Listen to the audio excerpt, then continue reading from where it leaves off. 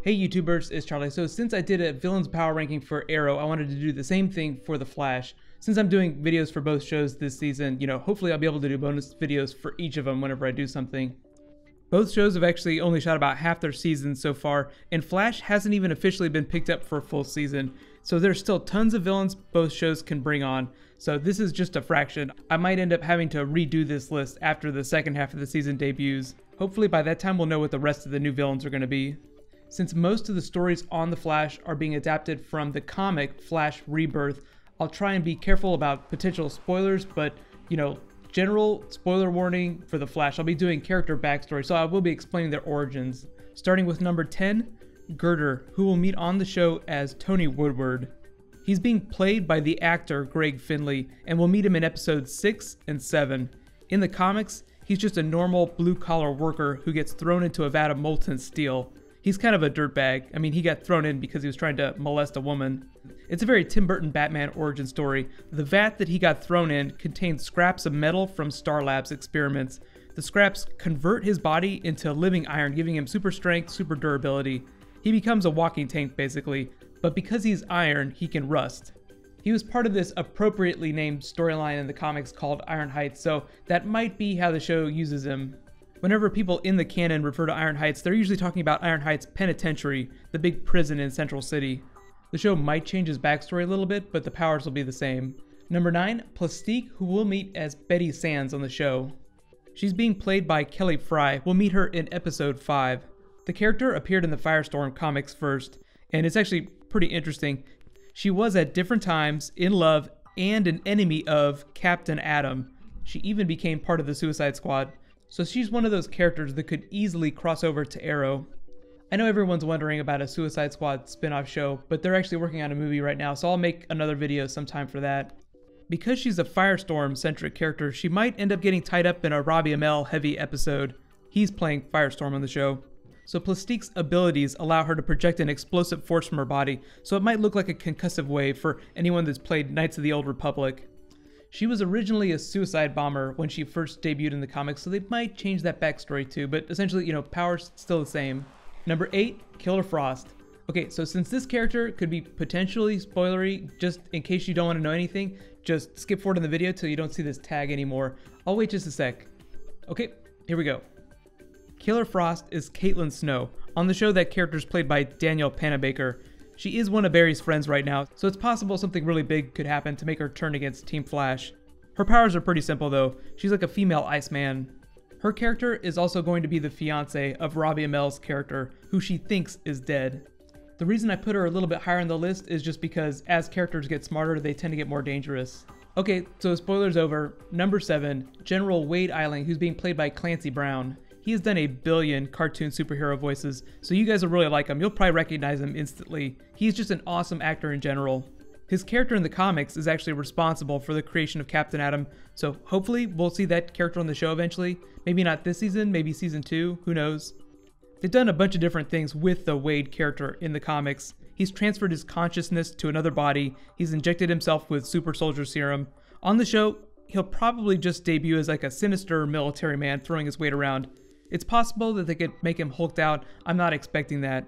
He's like the DC version of General Ross from the Marvel Universe, so he doesn't really need superpowers to be threatening. Number 6, Simon Stagg, played by William Sadler. So we're reaching into mastermind slash big villain territory now. As this list gets higher, the villains just get smarter, more dangerous, more evil. In the comics, Simon Stagg is a super rich businessman, so think of him as like a Lex Luthor type. He doesn't have special powers of his own, but he has unlimited money and he's really good at manipulating people. I'm actually interested to see if on the show he tries to hire any or all of the rogues to take down the Flash. There's actually a whole lot more cool stuff tied to him in the comics. His character is also responsible, or kind of responsible, for creating Metamorpho, so it's just another character that the Flash could bring on someday. Or they could totally be laying groundwork for the Outsiders in a future season. Arrow's already doing Katana, so they're part of the way there. Number 5, Heatwave, who we'll meet on the show as Mick Rory. He's being played by Dominique Purcell, one of the many Prison Break alums on Arrow and The Flash. Because The Flash is doing powers, like full-on metahuman powers, I think they'll go with the New 52 version of the character, but give him the story arc from Flash Rebirth. Before the New 52 reboot, he just had to use heat guns to make flame, and in the reboot version, he has full-blown metahuman powers. Heatwave has always been one of the less dependable rogues, so I think they cast Dominique Purcell because he's known for playing really powerful characters that just aren't the sharpest knives in the drawer. He and Captain Cold have this really toxic relationship, so I'm interested to see what their dynamic is on the show. They're not going to show up for the first time in the same episode, but eventually they'll probably appear together. Number 4, the Clock King from Arrow. Robert Knepper is going to be one of the crossover villains in episode 7. The Clock King is going to show up in Central City. Because the episode he's showing up in is also a Girder episode, it's possible those two villains could be connected. Robert Knepper is also one of the many Prison Break alums that's on the show, which actually leads me to my number 3, Captain Cold, who we'll meet on the show as Leonard Snart. He's being played by, of course, Prison Break alum Wentworth Miller. He's going to be in the 4th episode, which is one episode after Robbie Amell debuts as Firestorm. They totally are not wasting any time rolling out the big guns this season. Captain Cold on the show is probably going to be a similar situation to Heatwave. They'll give him his meta-human abilities, like in the New 52 comics, but they'll be using the classic elements of his backstory. The character isn't straight up evil, like he's not a black hat wearing villain, he's more a villain of circumstance. The Flash has been able to reason with him at times, and the other rogues even turned on him before for turning against them.